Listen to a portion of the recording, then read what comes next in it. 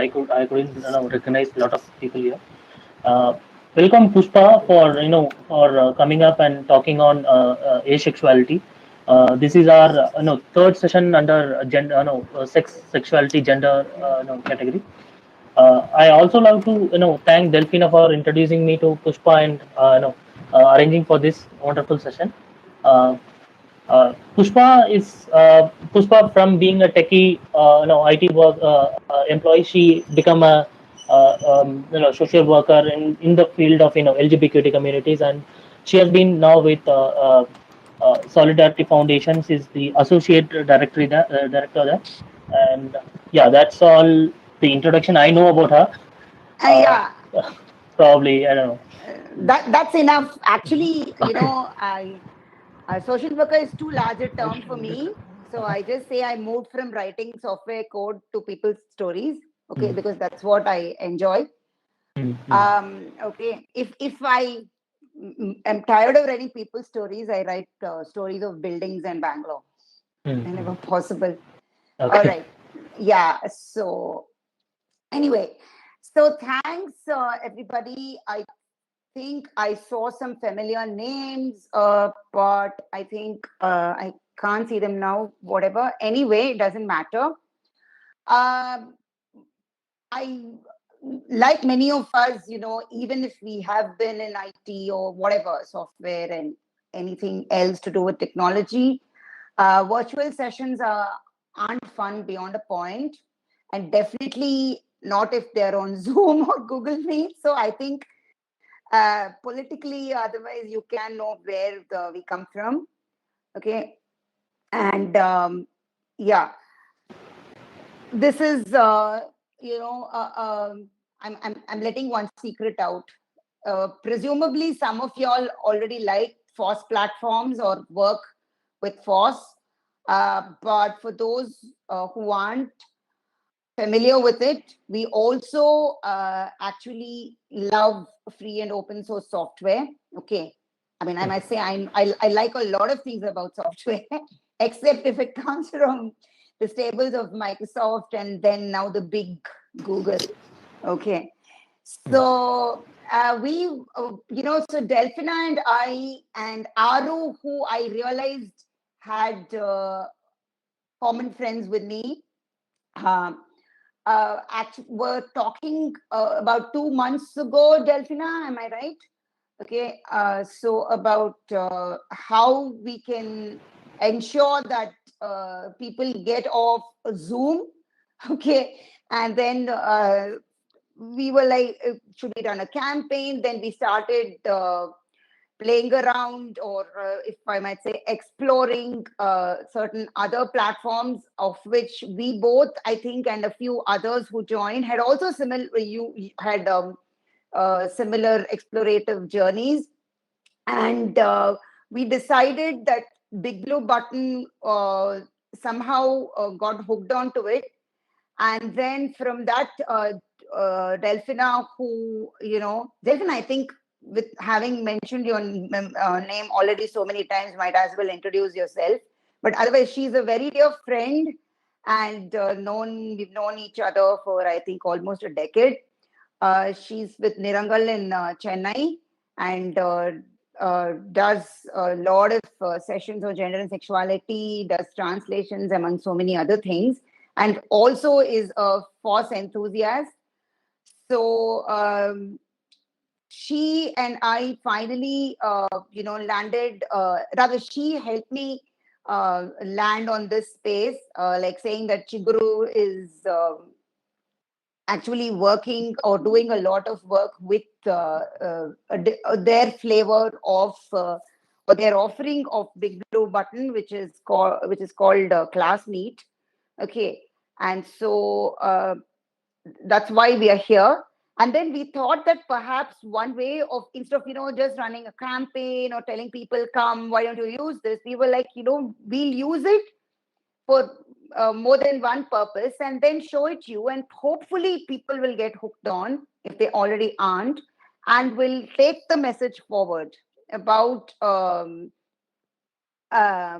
not just gender and sexuality and the various diversities and the intersectionalities associated with that, but also about how we are politically aligned to platforms like Classme, Big Blue Button, or for others who might like Jitsi or anything else, that free and open source is probably the way to go, because the free and open source doesn't really mean we're free, everything is free, but at least you can customize it without depending too much on somebody else, right? And whereas the so-called freedom in Zoom, many of us realize it irritably kind of just exits after 40 minutes, and then you have to pay a big sum, in whatever currency, right, for to really get uninterrupted Zoom.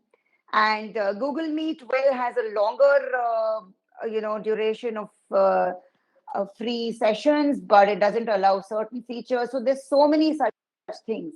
Okay, so I think one intersection which we are trying to do is definitely gender, sexuality, and technology. Okay. Delphina, you think that would be a fair thing to say? Sorry. Yes, Pushpa, thank you for those kind words. I think, yes, we can maybe talk about intersectionality in detail another time also, but I think, yeah, should we get started with talking about asexuality? I was wondering. Yes, thank you. Okay, fine. Yeah, I'm really looking forward to learning from you. Thank you. Okay. Yeah. All right. So enough said about, all our other experiments, but just that we wanted to kind of ensure that people get the message. I mean, there were people asking me before the session, where is the link? What is this? Is this how I should join? So I kind of had to tell them, but I was happy to tell them, why we are doing this. Okay. So obviously, I picked this topic again because people urged me to, one reason, and I also identify as asexual. I also identify as fluid.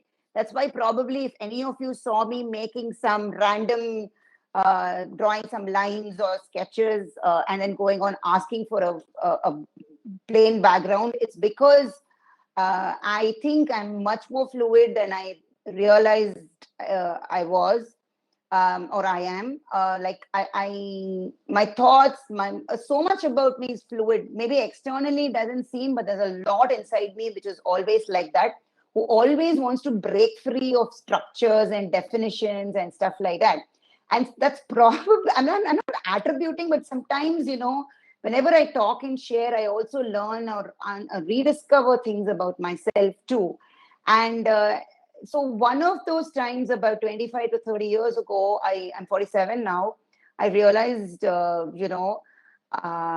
like my sexual orientation, well, I didn't have the articulation for it, but if at all would be asexual, not because I find it gross or having sexual relationships, but it just didn't seem to I'm sorry, it didn't seem to define me. Rather, it seemed something very incongruent with me as a person. And it was strange because I never used to like some of the sexual acts which they show in all movies and film. Well, I think children of the 80s and 90s, and I think that's not very different now. Many of us, the only thing we learned about sex is in biology, and then I hated biology, especially human biology. So there was very little I knew about sexual acts and what sexual intercourse is or sex itself is. After even sitting in my biology class. So when I started realizing, then I kept questioning myself. Sometimes even now I question myself that what is this whole thing? Why am I not interested in sexual expression or having sex with anybody, irrespective of their gender or sexual orientation? Then maybe I started realizing that I can't define myself by social norms, whatever those norms are, or can't definitely limit myself by whatever things are, whatever, I don't know, attitudes, attributes which most living beings go through, and then having sex is one of them apparently. And I can't, I'm rather comfortable questioning myself than trying to redefine myself with, according to somebody's definition, okay, or somebody's expectation. So, I still, people think that there must be something abnormal. There must be something, I'm denying myself, or I'm trying to abstain. And there's a lot of, such things. Sometimes people laugh. Sometimes people think that I've had bad sexual experiences, or rather I've been sexually assaulted. Yes, I have been sexually assaulted. I've been molested, sexually assaulted, and many human beings on this earth undergo such terrible experiences. But that was not what made me understand my asexuality. So let me stop for a few seconds here, and if people can use the whiteboard, or even you want to chat, whatever you want to write, you want to be heard, what do you think, is the asexuality, or why do you think sex is necessary or not necessary? Here I'm using sex in the form of the verb, okay? Or what does even sex or sexual acts, what do they mean to you all? If people can open up and then either draw or talk, yeah, that'll be great.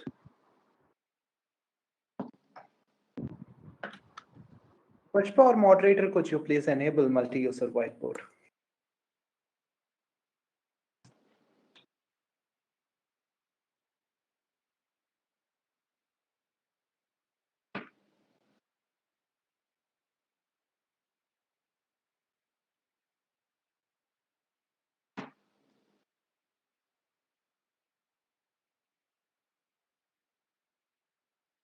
Okay, I see people are trying to say or draw something.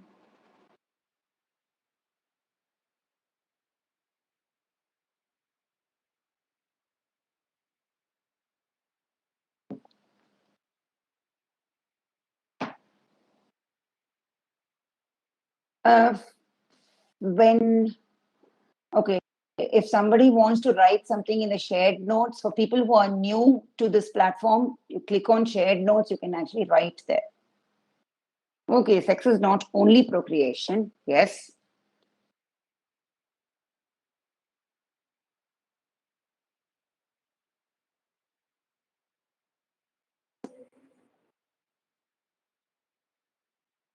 Share notes is also locked by moderator. Please check access levels.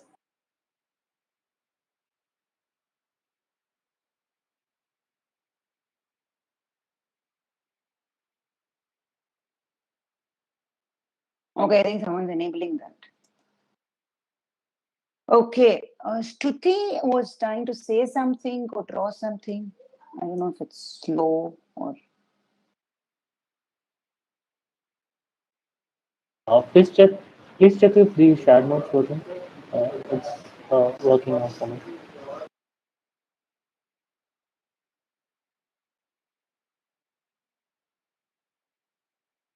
Okay, so while I await people respond, yes, I completely agree. Sex is not only procreation, and it is not only for procreation.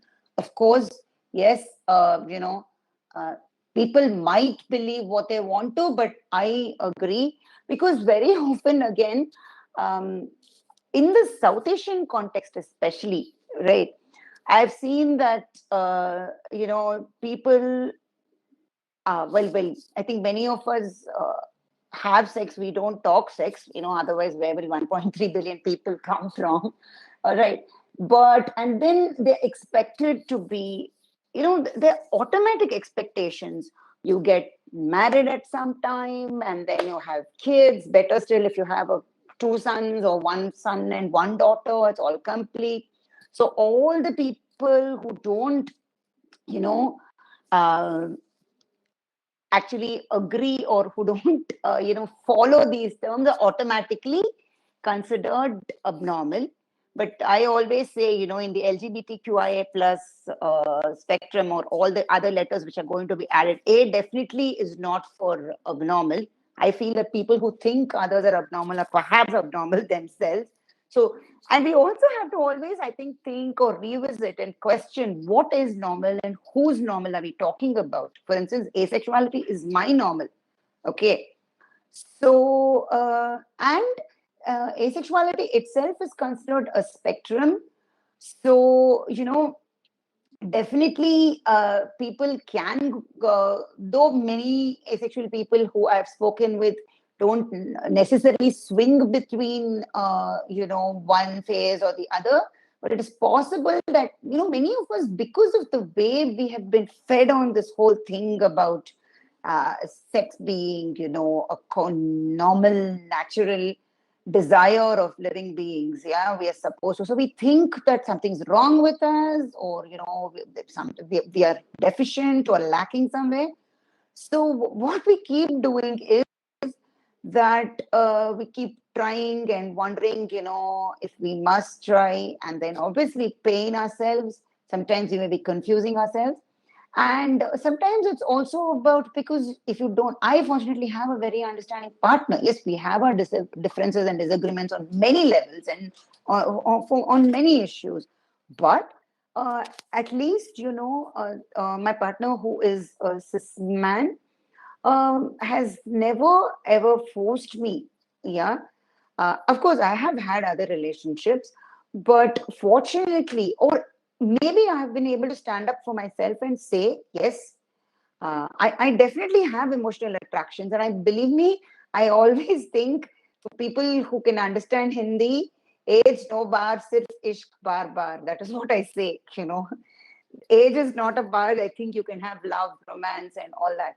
But that does not necessarily mean you can do it only in a physical way. Great if that matter, or that pleases you, or gladdens you. But it need not be, like, for instance, one of the many sessions I've been doing in the last couple of months on asexuality, people were asking, they just did not want to believe, they did not want to accept that it is possible to have a romantic relationship and emotional bond with somebody without having sex. They felt that, as if, again, we were denying someone, or we were denying ourselves, or both. Right? Or, because it need not be defined by that. That need not be. And there are many people who are sexually active, but who say that I don't want to. You may not want to have with one person, So, like, for instance, there is demisexual, where you only want to have with people who want to have sex with people whom you know, or you love, or you trust. Sometimes there's something called gray sexual, which is like, you go through phases. Then there are people who are sex negative, for whom sex completely grosses them out and they don't want to, some of us. And sex itself, as we all know, need not be vaginal, need not be only penetrative. So, that is also what I always shared and said. And believe me, it took quite a lot of time for me to start sharing this openly, much as I think I'm an extrovert and I'm fairly uninhibited. Right. Last year was the first time after, like, I've been a writer for a very long time, and I've written other people's stories, very painful stories, at emotional cost to myself and others. But about others, but to write my 1.5 pages on asexuality about myself, it took 6 years or more. I kept editing and editing and editing, and then I said, no, I am going to send this, but also I was hesitant till some friend asked me, we're bringing this booklet out and we want people to write about themselves. Right. And then I sent it, and then I've been more open. But to be able to meet and connect with another other asexual people, somehow it took another year. So only this year, one of the, I don't know, advantages of the lockdown for me is suddenly I seem to have contacted or met with, at least online, people with who are asexual. And suddenly it feels like, oh my, it's very liberating. Yeah, there are so many of us. And apparently, there are millions of us worldwide. And of course, numbers need not define. And again, there may be so many of us who are not open about it. So, yes, so it's great. It's nice to see that people are saying sex is not intercourse, empathy, and mutual consent are fundamental, of course. Yes, we always say that it's either consensual sex or rape. Okay, so yes, and more so for people like us. I think for someone like me, especially who's asexual, any non-consensual, unfortunately, I have experienced it, but is terrible. It's so much more traumatizing, right? And yes, marriage is not a rape license. Thanks for that, And I'm very happy to see people saying these things, openly, right? And I actually came out to my parents maybe when I was 25, 22, 23, something, mid-20s, I think, who, despite being progressive, were too shocked. I think, yeah, it was them both, one of my paternal aunts, and either a family friend or my nanny, my amama, my grandma, mother's mother, sitting there at a table. And I just said it and I just left the room because see, sometimes we say, people might force you into relationships or take you for corrective therapy. Okay, the other side happened. My parents just didn't react. Everybody was so shocked, and at that point, I couldn't take it, so I just went inside and I didn't lock myself up, but it was quite something to reveal myself. And I'm grateful that perhaps they were so shocked that they didn't do anything. Because I've known and heard of people who are put through corrective counseling and forced marriage. I mean, people with so many other sexual orientations also undergo this, and it's no different for asexual people. Yeah, and at least now we have, uh, uh, queer friendly or maybe asexual friendly or empathetic counselors. I had one last year, and actually, in a way, I must thank her for urging me to write about it more. And lately, more than writing, I'm talking about it, and I'm very thankful to all of you for hearing it. And if anyone judges me, fine, but I'll be happy if people don't judge, or at least people stop labeling others, right, as abnormal, or you know what, we're missing the essence of life. We're missing something fundamental. Someone once told me, it's like hunger, right? Don't you feel hungry? Yes, I'm hungry for food, but I'm not hungry for sex. Okay, and yes, I am fairly shameless. I'm saying the shame because I've tried shaming myself or others. I perceive someone might shame me, or I feared. Okay, and recently one of my sessions was recorded, and then that session was a much more, what do I say? Completely strangers. Even the person who invited me to talk about that, I had talked to him only twice, but people were respectful. Of course, they asked different questions. And when I shared that with some of my college friends, they were very, very, accepting, encouraging. And they were saying, like, we're proud of you. And I was so happy and relieved because it took so long, and I had to think like a million times before sharing. I was still having, jitters. And yeah, so I have tried to be as honest as possible. And just if we can take a moment, the people who have, drawn the lines and then put and the dots and yeah, would somebody, one of you all, kind of say what that means, what you're trying to express? I might interpret it in a different way, but what made you do that? Would you mind sharing, somebody?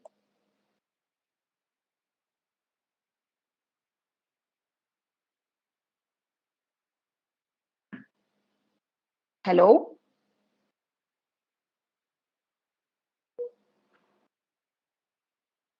Okay.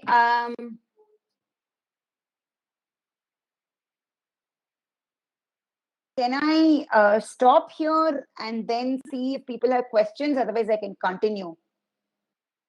Aru, Ram, what do you say? Because it's getting more like a monologue. Yeah, I mean, so far I don't see any questions yet. I think we can continue. Okay. If any questions, we'll get to you. Like one, if we get any questions, we'll let you know. Okay. We can. Okay. Do people get a sense of what I'm saying? Does it feel too much of am I using too many terms, or is it oversimplified to sound realistic? Because okay, fine, someone said no, thank you, all right, and okay, I just want to again take a few seconds. Okay, again, you can do this verbally or orally or through drawing. Wait, I will. Okay, so can somebody who perhaps you don't have to reveal anything, but to whom perhaps this is the first time you've heard of this, or you came to the session wondering what all this is about, can someone with that intention or with that background respond, like how does it feel hearing about all this? Okay, like do you feel that it's very strange, it's shocking, or it's nice to know that something like people are like this also? Does someone who's completely new to this, can someone like that respond or react or ask? I'll just give a few seconds, maybe half a minute.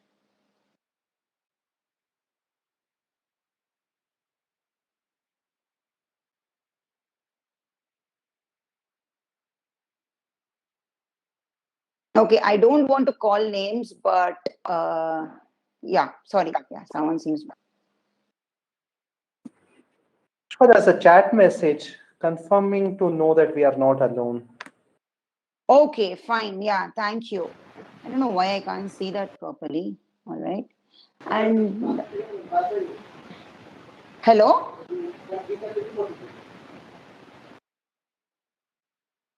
Someone said something.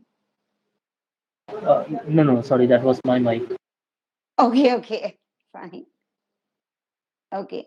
Yes, it is that we don't feel alone with something like this. Absolutely. And that's how I felt. See, much as, my partner accepted me, and maybe he thinks he's also asexual. He's definitely, I know him. I know definitely that he's never sought other relationships, after we've been together. We've been together for over 18 years. But I didn't meet, or I didn't really seek. Okay. But somehow I think this whole thing about, not feeling alone, I would have suffered less with such thoughts of being alone or abnormal or whatever, or seemingly abnormal or unnatural, more like. If perhaps I would have sought to connect with people, okay, who are asexual. I just connected with one person online because the person had, already said so on Facebook, and perhaps the person tweets like that and stuff, right? But then somewhere, actually, a few years ago, I think I heard about asexuality.org or Asexuality India or something. Now there is ACE, Embrace Indian Asexuals and all that. So I was wondering. So yes, I think it's very important sometimes for us to seek, to connect, because otherwise, we are unless how much strength, how long can you continue by yourself, right? So and more so because I've been part of the gender sexual minority community for long, and then I've heard so many other stories of loneliness, isolation, separation, whatever, right? So I think it's good for you know our own emotional, mental, psychological health if we try to seek people who are like that, not because we want connections or we can't manage alone, but it helps in some ways. Like, it was wonderful knowing that there are a few million asexual people worldwide, and surely there may be so many more um, who are not open about it. And in one such session, I heard a person who maybe is in her 50s, who said that I come from the pre-internet age, and she was saying about how also her partner became supportive later, but initially she wasn't, and she went for corrective counseling or whatever. She went to a counselor, and the counselor tried correcting her. They're like, oh, it's such a beautiful thing, you're missing something in life. And she was like, that was so traumatic, and she didn't know whom to connect with, how to find. Yeah, right. And so imagine if even now people are like that. So I think for people like me, and I think putting ourselves out is helps us and others, right? I think people, of course, should take their time, and they have every right, and they're entitled to their privacy, their confidentiality, everything. But believe me, you know, uh, sometimes, even if there isn't much acceptance, still revealing, or I don't particularly like this term, outing yourself, but helps somewhere, somehow, helps us, it is also part of the healing, okay? And more so if you're the kind who writes, who draws, who whatever, sings. I think you cannot completely keep it within yourself, because otherwise you'll be like carrying it around as if it's something to hide, and all these disorders, gender dysphoria, are all large terms. To me, they're strange terms. Sometimes I get amused also by those terms, not in a flippant manner, but because I feel that they are also a baggage that we carry, right? I mean, yes, I understood the term uh, from, general one, kind of closed door meeting that some of us of different sexual orientations and gender identities had. Then we're just having an informal chat over something during one of the Karnataka Queer Habbaing Festival, or Bangalore Pride Fest a few years ago. And that's when we realized, or we started saying that maybe A is asexual and not ally. Well, it can be, no one's saying it should be only this or only that. But I felt even better, that I shared. And there people, but many of them did not really, they were all quite sex positive, but not necessarily, they may probably were gray sexual, but they were friends, they are friends now too. And, one of them actually is a magazine editor, and he urged me to also share the story in a different way. Like last year, like 2-3 things happened. I shared this story in my words, written, and then the other one was in my words, but someone else, wrote the story for me, and she did a pretty good job of it, because it is see, finally, writers, editors, journalists are also human beings, and they get sometimes totally stumped by what, and then so they're extremely careful in asking questions. So obviously, we appreciate the sensitivity, but sometimes you can't be right and perfect about anything, including yourself. So I think it's important to just let go and allow yourself that freedom and space. Okay. So, that is why I think, it is very liberating. It helps healing, at least for me, to be discussing and sharing this. And again, I'll give a few seconds break. Anything else people want to again express in their own ways, words, orally, drawing, sounds, I don't know. Pushpa, there are two other comments on the chat. Okay, please read them. I'll read. Yeah. So, Anu says, hearing that sex is something that need to necessarily be enjoyable is a huge relief.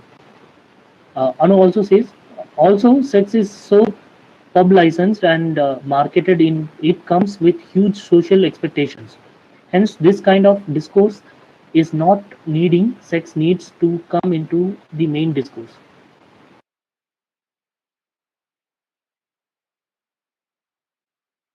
End quote. Okay, yeah. So that is, yes, that is very true. And because, hello, yeah. So a lot of pressure is definitely placed on human beings, I'm not saying that I want to exclude animals or something from this, animals or plants or other living beings. By the way, I recently, last week actually, I was watching this very nice documentary called Coral Woman. And somewhere towards the end, I just noticed one thing. It seems corals or some family of them are also asexual, but they reproduce. Okay. So, well, now I'm not going to delve into that. I want to understand that better. Okay. So, yes, there is so much pressure. There is so much, because in sex, there's something called performance also, right? I mean, for me, performance at my corporate job and, at school and college itself was tiring, draining. Imagine sexual performance. I mean, see, this whole thing about, I'm not saying you should be selfish or whatever, but believe me, self-care is not being selfish, okay? So always it's about pleasing someone, pleasing, yes, it's okay. It feels good to please, but then if you're doing it at extreme pain or cost to yourself, I mean, what is it that, whose pleasure or whose evaluation or benchmark are we trying to meet? Right. And actually, accidentally, I mentioned this word in reproduction, but that's another thing. Like I said at the beginning of the session, right? Normalcy means this, that. And believe me, it's not too different, even in so-called progressive open societies also. I mean, which one is totally progressive and open? Okay, we would think that the global north or the west or whatever we want to call it is like that. No. I remember there a few years ago, there was this German documentary filmmaker. Okay, then she said something we were talking about, me being, I don't say I'm childless, I say I'm child free because we chose to be. And that means we, again, now I don't know why, but we always enter this justification mode. Oh, I love children and, I have nothing against them. It's just that I never wanted to be a parent. And I totally support adoption. But again, I considered that, but I realized it was not for me. So she was saying that, she and her partner also decided to be child free, this filmmaker. And she said, yes, I know, here you are in a kind of justification mode, Pushpa, because, and I can completely empathize with you because I enter that phase myself,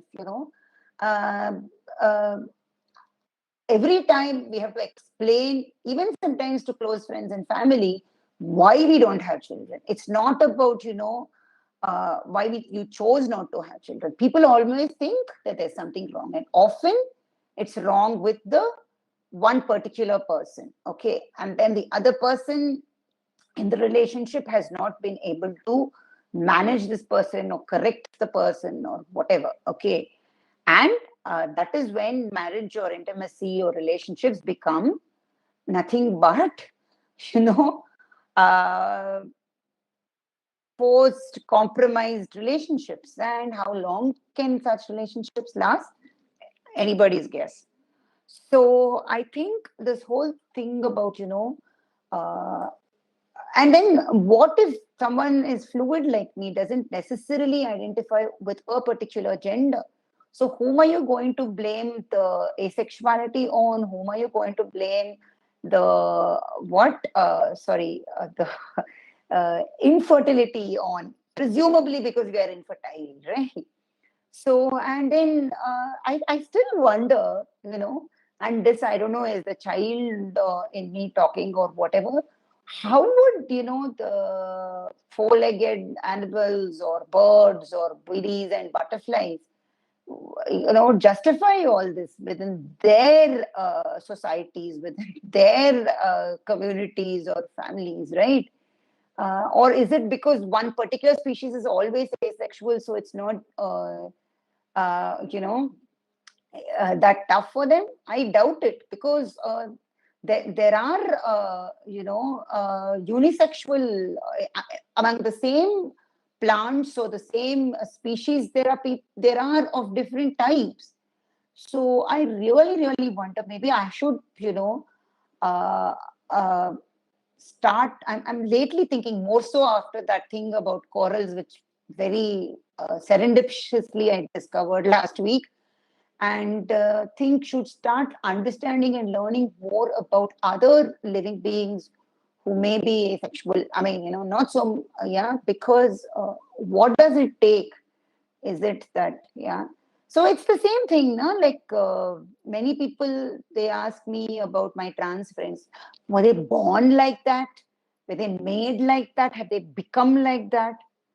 Yes, you can ask that, for information, but sometimes there's something, the way people ask itself is like they want to abnormalize, us, right?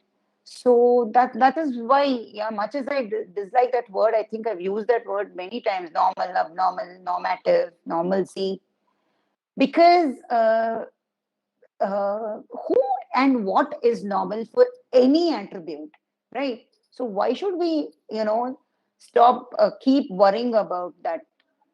Okay, now of course that is the a burden, or that is a challenge you might carry of outing yourself or revealing your uh, intimate or private attributes. I don't know what is private and public, but anyway, or some of these things about yourself. But I think, uh, still, I would say, despite all the challenges, despite all the pain, questions, stares, laughs that I would get, I'm still happier and perhaps freer or more liberated and lighter by discussing this and talking about it. Even before today's session, for a fleeting moment, I was like, not so much about what I'm going to talk about, but what will people think, what will people say? And yeah, so I mean, I surprise myself pretty often, sometimes like this. And there's always this part of me saying, no, you don't have to, no, you don't have to, impose anything on yourself. But still, I'll be like, a part of me, should I try, changing myself? Right. And that perhaps is what people would say, if it is sexual oriented dysphoria, sexual non-conformance, questioning, whatever. But so much for terminology. I think sometimes we have too much of terminology also. It's difficult to handle. Okay, so yeah. There are actually a couple of questions in the chat, I think very comments and questions. The first one is, I have a lot of asexual friends and I have seen them break down when it comes to comparing their choice of sexuality towards infertility. Wonder how you went through the same. Yes, I think I briefly said that. Yeah. It is crazy sometimes, what happens is that they would think, first of all, you've decided. I mean, they used to ask me, they matlab, some people in the family, some people or friends or whatever, why don't you want to have children, right? Oh, is it because, by the way, I underwent, an open heart surgery as a child. I was born with a holy heart, okay, and then they decided to close the hole. They decided it was important because apparently otherwise it was life threatening. So now I have an unholy heart. See, I have very easy explanation. I have an unholy heart, so that heart doesn't pine for sharing love and being a mother. Okay, so that apart, no insult to motherhood at all here, right? But that is probably a flippant way of putting it. Like, anyway, so yes, people have asked me why. It is normal to have children. It is easy, and then I have a rare blood group A negative. Okay, so for a long time I used to give that as a reason, right?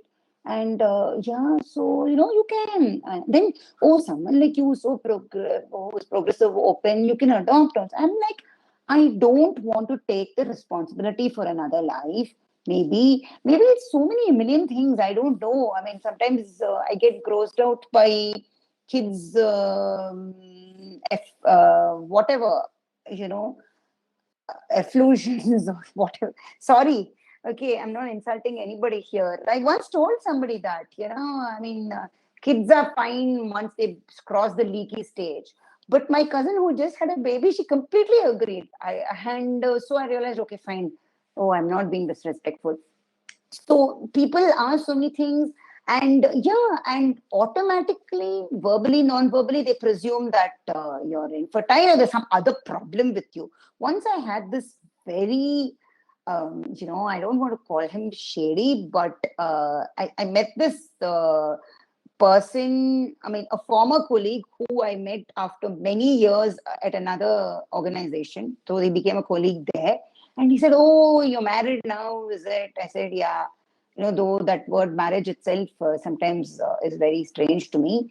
Okay, I feel sometimes we should deinstitutionalize marriage. Okay, right. So you can have a relationship and that's it.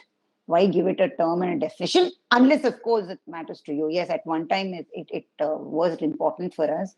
So to give that, to sign a piece of paper, to prove, right? So anyway, and he was like, "Oh, for 3 years. Oh, then how many kids do you have?" I said, "No, I don't have kids, or we don't have kids." "Oh, okay, 3 years, you don't have children." And he didn't say, but I think he was dying to understand. Yeah, and then otherwise it'd be like, your partner is okay with it.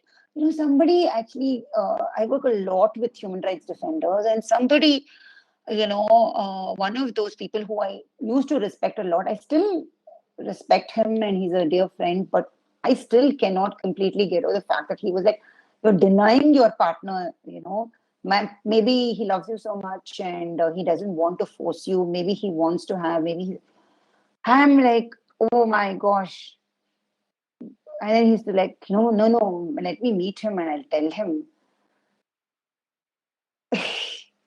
And then later he said, oh, that's probably why, he's avoiding me or you're not letting him meet me. He keeps saying that even before. And then after a while, it stopped being a joke. But I just because otherwise we've done a lot of other challenging things together. I've just forgiven him for my wellness or happiness. But yeah. And then Delphina, was there any other question? Delphina or Yes, there is Aaron? one on chat, I think, that needs to be addressed. This is from the person writes, at the risk of seeming like I'm judging you, which I'm not, asking a question, is asexuality mostly for the privileged? Okay. I doubt. I don't think so. I've not seen any study or any this thing which has done a class or a privilege based survey factor or something. No, I don't think so. I think asexuality, uh, you know, there's nothing being privileged about asexuality, okay?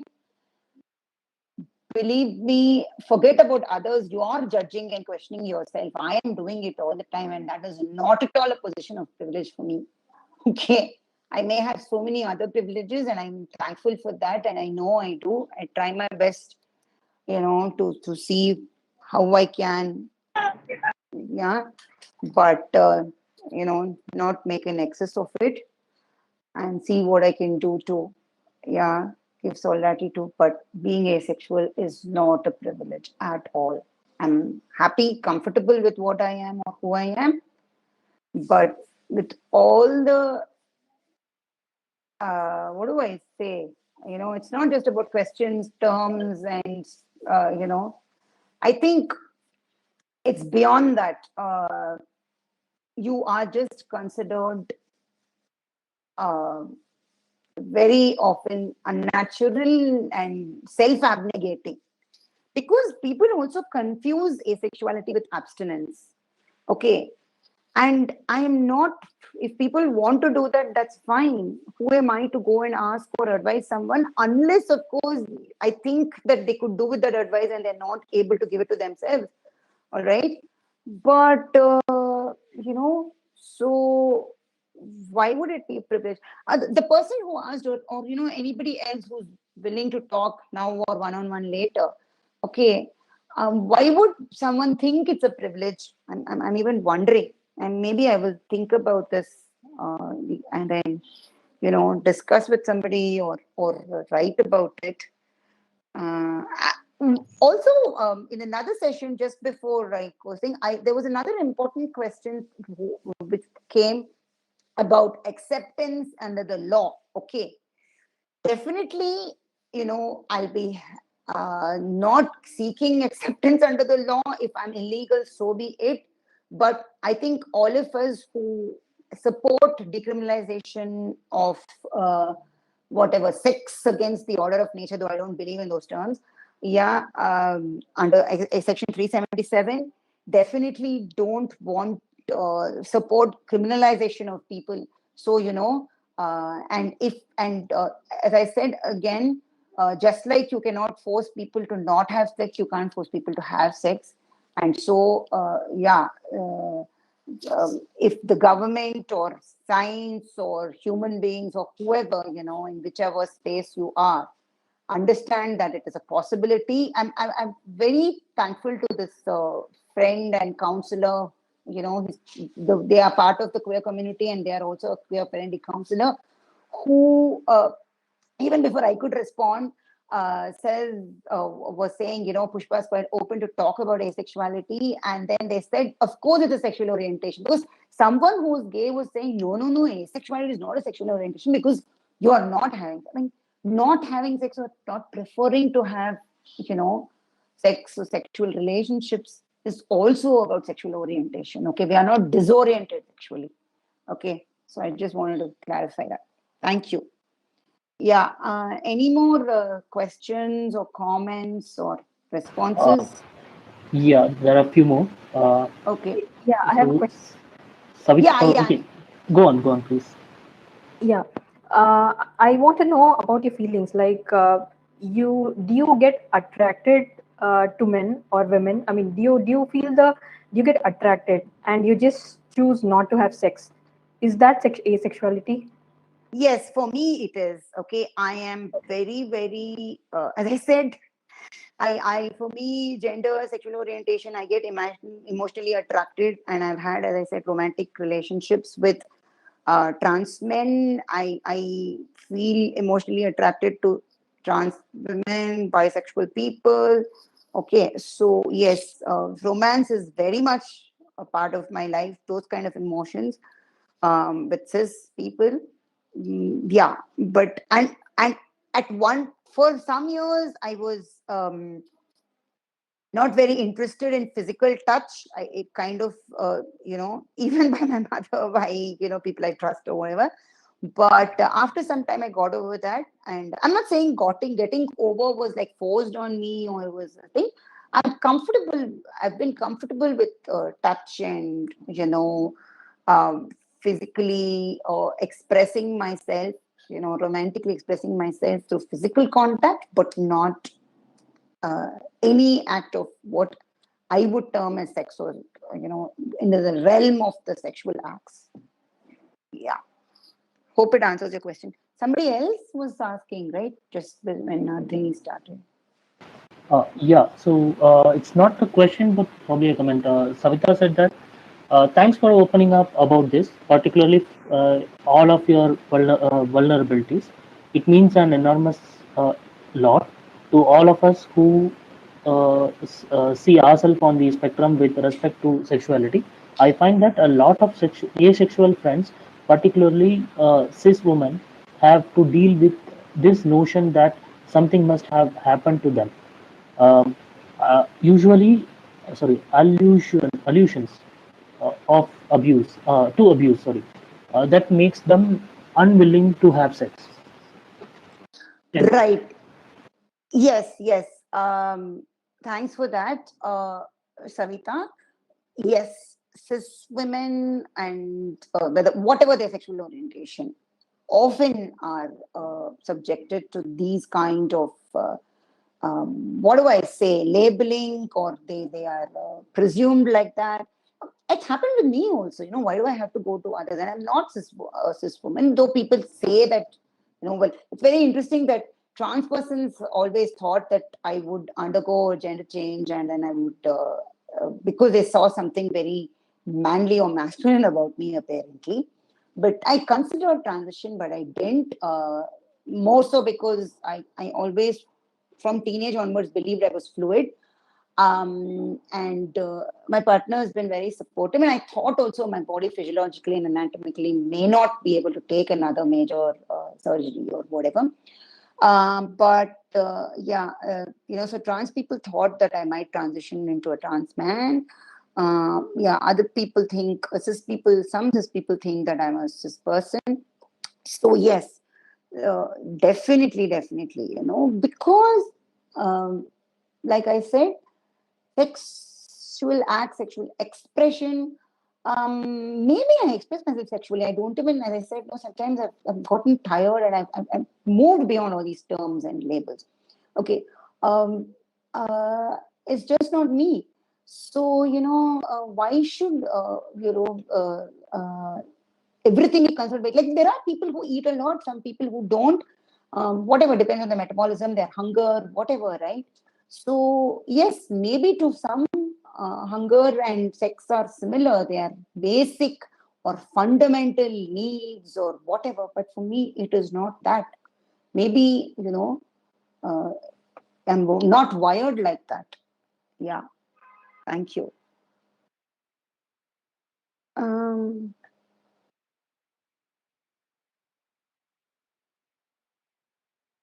So if there aren't any more questions or responses, or any other form of expression, shall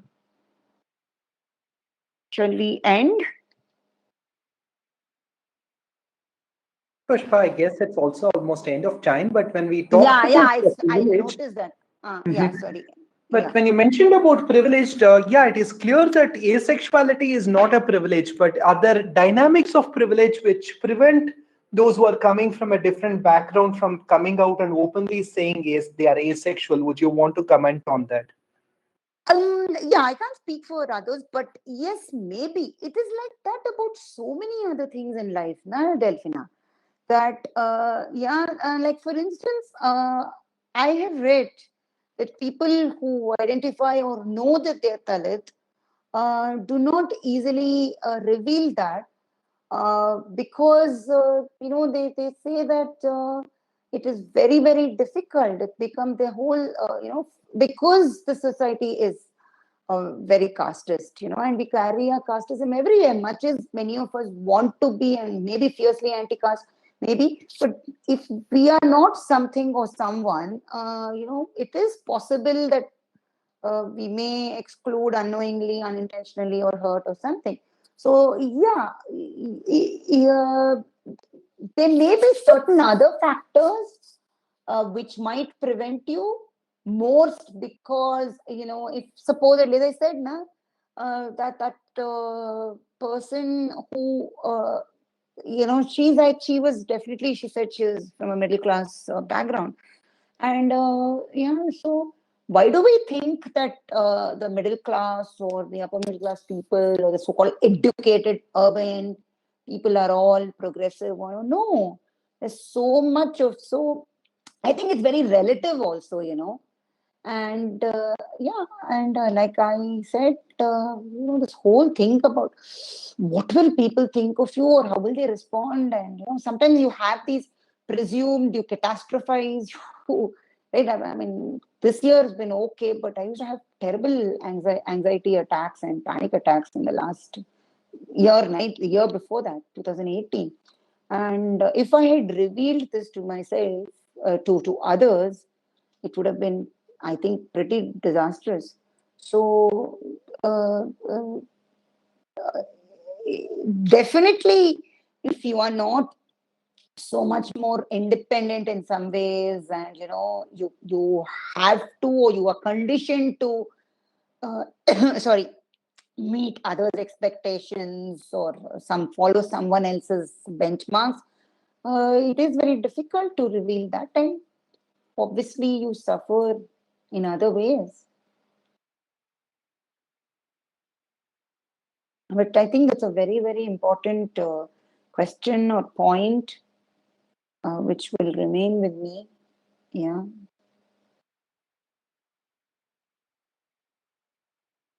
Okay. Thank you. Yeah. Uh, let's see for another couple of minutes if we have any Sure, questions. sure. Sure, sure, sure. I just have one more thing to add here. Okay. From of what I understood from today's session. Uh, One is that I think there is one privilege, which is called the knowledge. I mean, in our society, as in India, I don't think many people are even aware of such term as asexuality, and they are forced into marriage and sexual relationship, and I mean, these people don't even know, okay, there is something. If I don't have interest, I don't have to do it, or it's normal to not to have sexual interest. So such things are such knowledge is not widespread, and people are forced into such relationship, is what I think. So I think that knowledge is something missing, and it's very crucial to take forward, and to give a widespread awareness about asexuality is very important. As similar as what the other community people have already did. Say for example, if it is same-sex relationship or something, it took a lot of time to bring the awareness. But asexuality, I think that awareness still has to go a lot, and a lot more people are already. There are a high possibility of already people suffering from other issues. Say for example, forced sexual relationship or something. Is what Yes. my thought. Yeah. Forced sexual relationship is nothing but rape, right? Yeah. And it could be, I mean, it's no different for cis male asexuals, or whatever their, other gender identity, or their gender identity. They are like, in their virility or their manliness, their masculinity, mardangi, as they say in Hindi, or, what to say, amble, they say in Tamil, na? So, it's the same thing, or their words in so almost every language, right? And believe me, and one of the things is, because that's the thing, that how rape became normalized sexualism, because what is that? Their sexual conquest.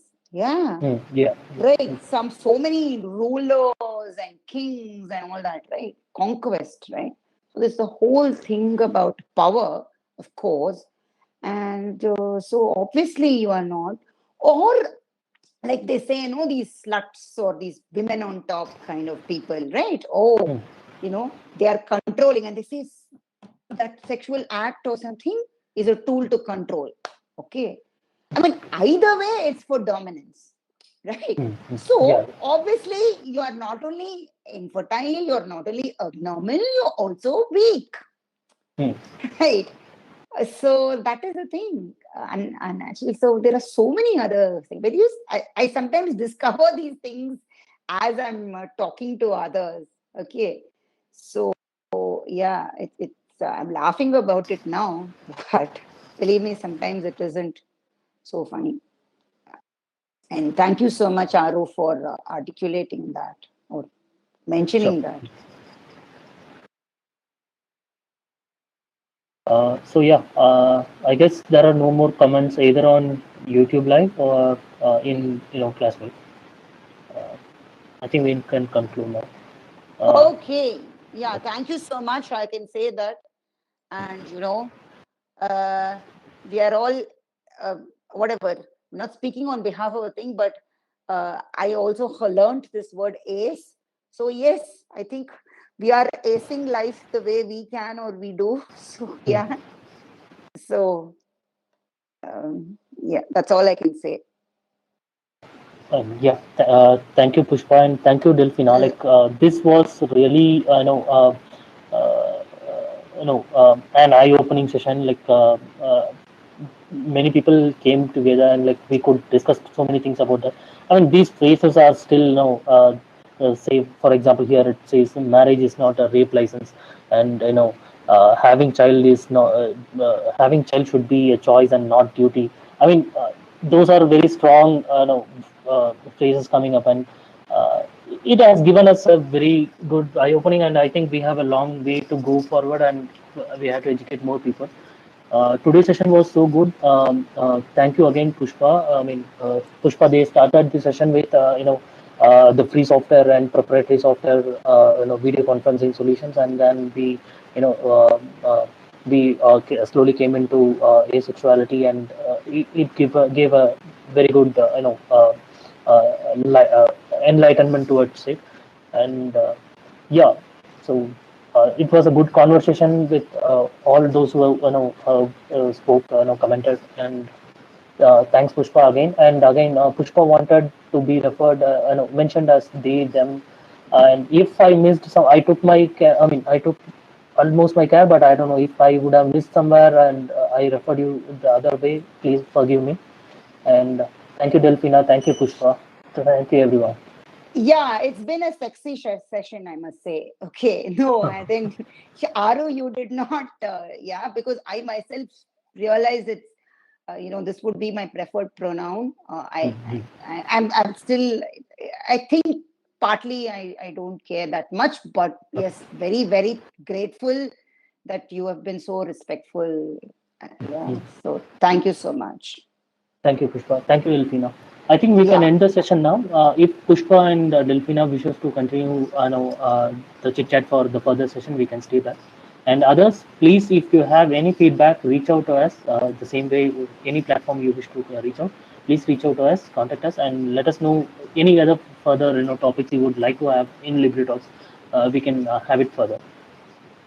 Yeah, sure. Right. And then we are hopefully going to offer more sessions together, but it'll all depend on also the feedback, yeah. Yeah, yeah, Right, Aru? I hope I didn't yeah. speak over you, but I just thought I'll add this. Yeah. Sure, So sure. thank you. Okay, Thanks, okay, everybody. cool. I'll end the YouTube and recording now. Okay. Thank you. Yeah. Thanks.